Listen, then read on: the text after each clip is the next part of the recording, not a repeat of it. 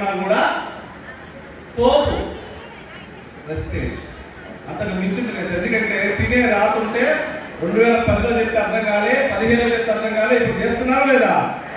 Thank you very much.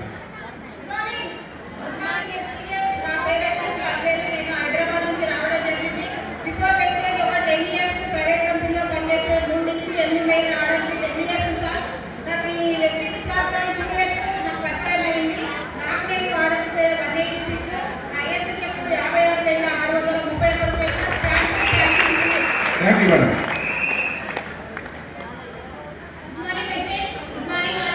నా పేరు Saraswati, local నుంచి రావడం జరిగింది. బిఫోర్ వ్యక్తిగత బీఈడీ స్టూడెంట్ని. బీఈడీ చేసినప్పుడు ఏంటంటే నా ఫ్రెండ్ కోరుకుంటే ప్లాట్ఫామ్ పరిచయమైనప్పుడు సరస్వతి మేడం 5 సార్ వాళ్ళ మాటలు విని కనెక్ట్ అయినా.